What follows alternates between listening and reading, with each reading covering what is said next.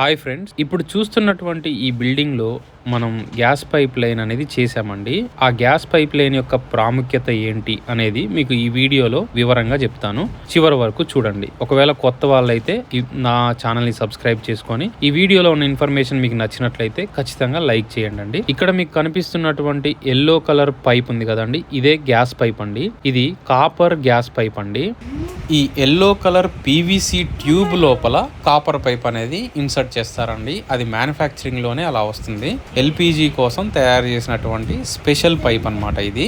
అయితే copper pipe నే gas కి ఎందుకు యూజ్ చేయాలో ఇప్పుడు చెప్తానండి.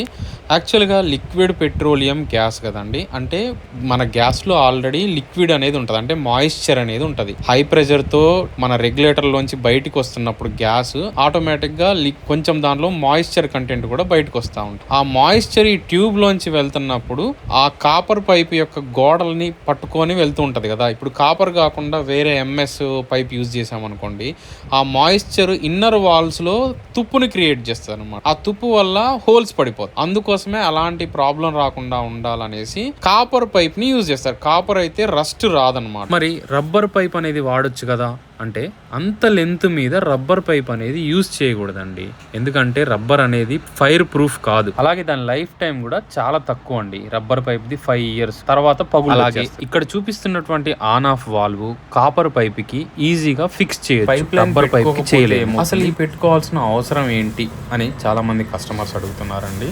ఇది 100% నీడ్ ఉంది అని నేను చెప్పను. ఎందుకంటే మీకు ఒకవేళ ఇంట్లో వుడ్ వర్క్, ఇంటీరియర్, కొత్త హౌస్, పై ఫ్లోర్ కి కింద ఫ్లోర్ కి మోయాల్సిన అవసరం లేకుండా ఇలాంటిది ఏమన్నా ఉంటే మీరు ఖచ్చితంగా సిలిండర్ ని బయట సైడే ప్రిఫర్ చేసుకోండి. మాడ్యులర్ కిచెన్ లోని మాడ్యూల్స్ లోని స్పేస్ కూడా యూటిలైజ్ చేసుకోవాలంటే మనం దీన్ని బయట పెట్టాల్సిందే. అన్ని రోజులు మనవి కాదండి, ఏ టైంలో ఎప్పుడు ఏం జరుగుతుందో తెలియదు. సో సేఫ్టీ కూడా ఇంపార్టెంట్. ఇక ఫైనల్ గా కాస్ట్ అండి. ప్రతి ప్రొడక్ట్ లో ఉన్నట్లే ఈ ప్రొడక్ట్ లో కూడా క్వాలిటీ అనేది ఉంటుందండి. పైప్ థిక్నెస్ ని బట్టి క్వాలిటీ అనేది డిసైడ్ ఉంటుందండి. థిక్నెస్ మీదనే చార్జ్ కూడా డిపెండ్ అయి ఉంటుందండి. ఒకరు ఎక్కువ చెప్పారు, ఒకరు తక్కువ చెప్పారంటే కారణం ఇదే అండి. రెస్టారెంట్స్, హోటల్స్ ఉంటాయి కదండి, అక్కడ మాత్రం కాపర్ పైప్ అనేది పనికిరాదండి. హై ప్రెషర్ రెగ్యులేటర్స్ యూజ్ చేస్తారు. ఒకేసారి 5-6 సిలిండర్స్ బల్క్ లో యూజ్ చేస్తారు. ప్రెషర్ ఎక్కువగా ఉంటది కాబట్టి అక్కడ కాపర్ పైప్ యూజ్ అవ్వదండి. Copper pipe